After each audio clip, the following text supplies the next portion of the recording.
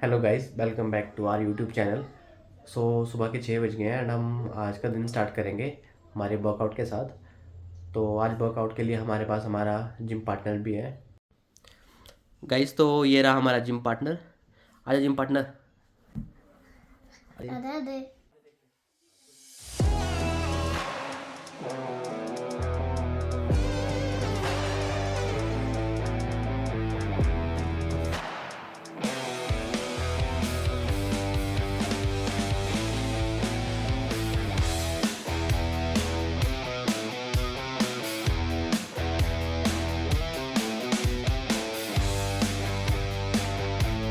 कर दिया? हाँ। स्टार्ट है ना? यस।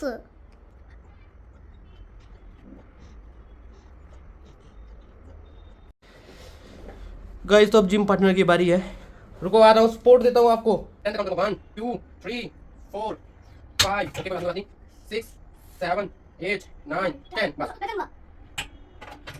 Very good. ठीक है, हाँ।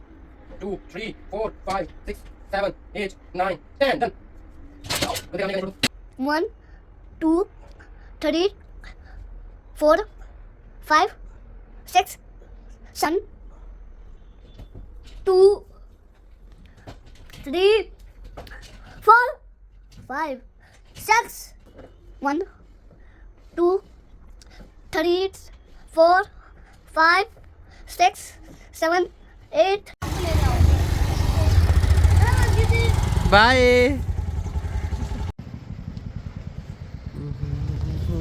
तो गाइस, ये रहा हमारा ऑफिस। हम पहुंच गए ऑफिस की बिल्डिंग के नीचे।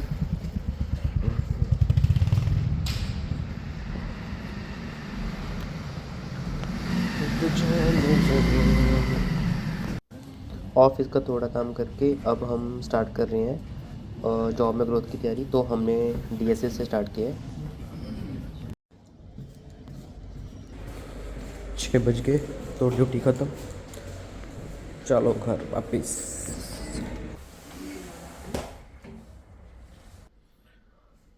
सो गाइस, जैसे कि मैंने डिसाइड किया था कि जैसे मैं अब मॉर्निंग में वर्कआउट करे किया करूँगा फिट रहने के लिए। दिन में मैं अपनी जॉब में ध्यान दूंगा, उसमें ग्रो करूँगा, नई स्किल सीखूँगा। एंड देन मैं घर पे आके शाम को मैं थोड़ा सा अपने एक गवर्नमेंट जॉब के लिए, एग्ज़ाम के लिए भी तैयारी करूँगा। सो मैं आज से ही स्टार्ट कर रहा हूँ, फर्स्ट डे से। मैं सबसे पहले ये ट्यूशन की बुक से स्टार्ट कर रहा हूँ। अभी आज तो मेरा फर्स्ट डे है। मैं नॉर्मल थोड़ा देखूंगा कि जस्ट फ्रेशन अप हो जाऊंगा बुक से। सो मैं आज फर्स्ट स्टार्ट कर रहा हूँ ट्यूशन की बुक से। हिस्ट्री से स्टार्ट करूँगा। गाइस, अभी मैंने थोड़ा ओवरव्यू देख लिया है हमारे इसका हिस्ट्री का। तो अभी हमने एक ओवरव्यू लिया है जिसमें मैं अब बता आपको आपके साथ भी शेयर करना चाहता हूँ कि मैंने क्या क्या पढ़ा। तो जैसे ओवरव्यू में हमने देखा कि जो हमारा भारत है उसके उत्तर में जो है हिमालय है, और इसके दक्षिण में जो है वो हमारे पास समंदर है। अब इसका नाम कहाँ से हमें मिलता है, तो जो महाकाव्य है उसमें भारत का नाम जो था वो इसको भारतवर्ष के नाम से जाना था। भारतवर्ष अर्थात भारत का देश। तो और जो यूनानी थे इन्होंने इसको इंडिया कहा, और जो मध्यकालीन मुस्लिम इतिहासकार थे उन्होंने इसको हिंद तथा हिंदुस्तान के नाम से जाना गया। अब जो हमारे पास जो भारत एक हमारा इतिहास है उसकी जानकारी उसको ना हमने 3 भागों में बांट के रखा है। सबसे पहले हमारे पास आता है प्राचीन इतिहास, मध्यकालीन इतिहास, एंड उसके बाद आता है हमारे पास आधुनिक इतिहास। तो हम मेनली जब स्टार्ट करते हैं तो हम प्राचीन इतिहास से ही स्टार्ट करते हैं। तो प्राचीन इतिहास की हमें जानकारी कहाँ कहाँ से मिलती है? इसकी हमें सबसे अच्छी जानकारी हमें धर्म ग्रंथों से मिल सकती है, ऐतिहासिक ग्रंथों से मिल सकती है, या फिर जो विदेशी यहाँ से आए थे जिन्होंने यहाँ पे कुछ खोज किया, यहाँ से घूम के चले गए, वो हमें इसकी अच्छी जानकारी दे सकते हैं। या फिर जो फोर्थ आता है वो पुरातत्व से संबंधी जो भी हमारे को जानकारियाँ मिली हम वहाँ से उसको ले सकते हैं। तो आज हमने थोड़ा सा धर्म ग्रंथों के बारे में पढ़ा। तो धर्म ग्रंथों में जो सबसे पुराने ग्रंथ हैं वो वेद हैं। टोटली जो वेद हैं और जो वेदों की रचना की गई है वो करी है महर्षि वेद व्यास जी ने की है। वो तो वेद हमारे पास टोटली 4 वेद हैं: ऋग्वेद, यजुर्वेद, सामवेद, अथर्ववेद। तो सबसे पहले जो ऋग्वेद है वो सबसे पुराना वेद जो है वो ऋग्वेद है। और ऋग्वेद में क्या है हमारे पास कि इसमें रचनाओं का समूह है। जो इन रचनाओं को पढ़ता था, ऋग्वेद को पढ़ता था, उसको होत्र के नाम से जाना जाता था। और इसमें एक बात हमें और ध्यान रखने की है कि जो ऋग्वेद है उसमें गायत्री मंत्र, इसके जो तीसरा मंडल है उसमें गायत्री मंत्र का उल्लेख है। ओम भूर्भुवस्सुः तत्सवितुर्वरेण्यं भर्गो देवस्य धीमहि धियो यो नः प्रचोदयात्, वो हम पढ़ते हैं गायत्री मंत्र। तो ये गायत्री मंत्र जो है वो ऋग्वेद में पाया जाता है। उसके बाद आता है यजुर्वेद।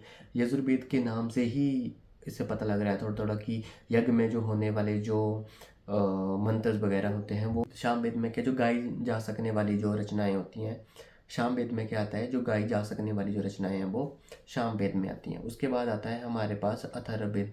अथर्ववेद जो है सबसे बड़ा वेद है। इसमें हमें 2 पॉइंट्स जो हैं वो याद रखने की ज़रूरत है।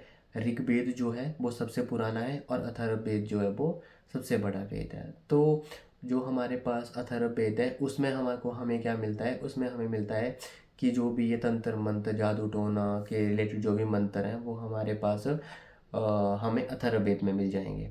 उसके बाद क्या आता है हमारे पास कि जो भारत का इतिहास है ना प्राचीन, उसका अगर हमें सबसे अच्छा और क्रमबद्ध जो हमें विवरण चाहिए तो हमें वो कहाँ से मिल सकता है, पुराणों से। पुराण टोटल है हमारे पास 18 पुराण है। वो लिखे किसने हैं, महर्षि लोम हर्षवर्धन और उनके बेटे उग्रश्रवा, उन दोनों ने लिखे हैं वो। लेकिन 18 पुराणों में से सिर्फ 5 ही पुराण ऐसे हैं जिनमें राजाओं की वंशावलियों का विवरण है।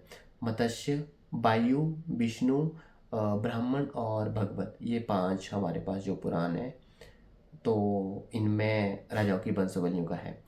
तो आज फ़िलहाल हमने इतना ही देखा है एंड बाकी अब हम कल से स्टार्ट करेंगे। तो ठीक है गाइस, मिलते हैं अगले ब्लॉग में। अगर आपको हमारा ब्लॉग अच्छा लगा हो तो लाइक करें, शेयर करें एंड सब्सक्राइब करें। Thank you guys.